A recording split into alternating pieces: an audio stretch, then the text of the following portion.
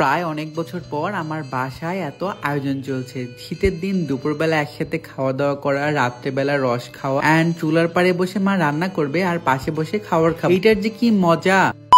আসসালামু আলাইকুম, সবাই কেমন আছেন? আজকে আমরা বের হয়ে গেছি একদম রাত্রিবেলা খেজুরের রস খাওয়ার জন্য। একদম ঠান্ডা ঠান্ডা একটা ওয়েদার, এই ওয়েদারের মধ্যে খেজুরের রস খাইতে যে কি মজা লাগবে। আমরা চলে গেছিলাম আমার বোনের বাসায়, মানে আমার চাচাতো বোনের বাসায় গেছিলাম রস খাওয়ার জন্য। আমার এলাকায় বেশ খেজুরের গাছ আছে, যার জন্য ভাবলাম যে আপুরা যেহেতু শহর থেকে আসে, তার জন্য তাদের আমার এলাকার কোনটা কোনটা ভালো লাগে খাইতে, বা আমার আম্মুর হাতের, আমার বোনের হাতে সব স্পেশাল জিনিসগুলো তাদেরকে খাওয়া। যাই হোক, আমার বোনের বাসায় চলে আসছিলাম, তারা আমাদেরকে রস খাইতে নিয়ে গেছে একদম রাত্রিবেলা বাগানের মধ্যে। তাদের রসের গাছ, মানে খেজুরের গাছ যেখানে আছে সেখানে চলে গেছে। এন্ড এই টাটকা টাটকা রস খাইতে যে কি মজা লাগে, আপনারা যারা শহরে থাকেন সেটা এটা কখনোই অনুভব করতে পারবেন না। এখন মোটামুটি রাত্রি 10:30 বেজে গেছে। শীতের দিনে এই রাত্রেবেলা রস খাইতে কিন্তু অনেক বেশি মজা লাগে। ছোটবেলায় যাইতাম চাচার বাসায়, মানে সকালবেলা ঘুম থেকে উঠে রস খাইতে। এখন তো সকালবেলা ঘুম থেকে উঠতে পারি না, এর জন্য রাত্রেবেলায় চলে গেছিলাম রস খাইতে। মোটামুটি আমরা সবাই মিলে চলে আসছিলাম। বিথি আপু আসতে পারিনি, আপু একটু অসুস্থর জন্য ঘুমাইছিল। পরবর্তীতে আপুকেও নিয়ে এসে খাওয়াবো, সমস্যা। আমরা আগে প্রত্যেকটা গাছ থেকে রস কালেক্ট করে সবাই একটু একটু করে ট্রাই করতেছিলাম। যদিও আমরা বাসায় যাব তারপর আবার খাবো। এই রসগুলো একদম ফ্রেশ রস, একদম চুনবিহীন রস ছিল, জন্য খাইতেও মজা, আর এটা একদম স্বাস্থ্যসম্মত। আমার মনে হয় বছরের প্রত্যেকটা জিনিসই খাবার খাওয়া ভালো। আর শীতের দিন রাত্রেবেলা এইরকম সবাই একসাথে রস, সাথে যদি হালকা করে মুড়ি থাকে তাহলে তো কোনো কথাই। যাই হোক, আজকে আমরা একদম সবাই শান্তি মতো রস খাবো। ভাইয়া রসগুলো ঢালতেছিল,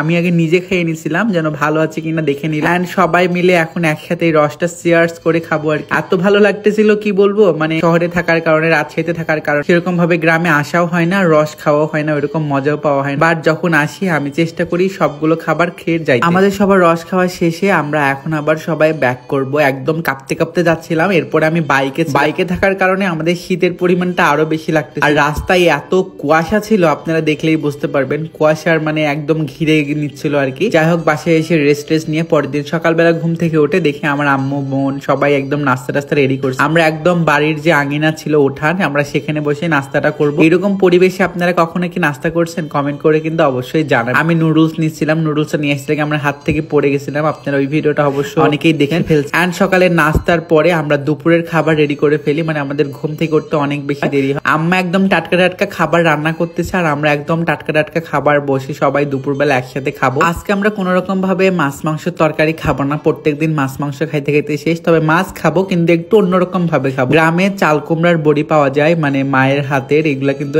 এত পরিমাণে মজা, শহরের মানুষ বা শহরে কিন্তু এরকম ভাবে পাওয়া যায়। একদম বড় বড় মাছ দিয়ে চাল কুমড়া গুলো, মানে চাল কুমড়ার যে বড়িগুলো থাকে সেগুলো রান্না করছে। দেখতে এত পরিমাণে ইয়ামি লাগতেছিল, খাইতে আরো বেশি মজা হবে। আমরা তো লোভ সামলাতে পারি না, একদম খাইতে বসে গেছি। সবাই পাটি পেরে বারান্দায় একসাথে বসে খাচ্ছি। যদিও আমার বাসায় ডাইনিং টেবিল আছে, তারপরেও সবাই দুপুরবেলা এরকম রোদ্রে বসে খাইতে অনেক বেশি মজা লাগে। যাই হোক, খাইতে খাইতে ভিডিওটা শেষ করে দিচ্ছি। পরবর্তী ভিডিও কিন্তু আরো বেশি মজার হবে। ভালো থাকেন, সুস্থ থাকেন, দেখা হচ্ছে পরবর্তী কোনো ভিডিওতে। আল্লাহ হাফেজ।